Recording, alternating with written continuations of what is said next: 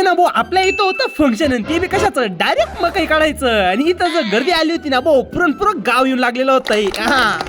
तर आज ना भाऊ माझ्या उठायच्या आधी आपल्या दारापुढे होता मंडप. म्हणता बाबा ये काय, आणि मंडप तर जाऊ द्या, पण वावरामध्ये डायरेक्ट बुचकली बा उभा करून टाकलेला आहे. पुरं ताशी तुशी सोली साली मोक.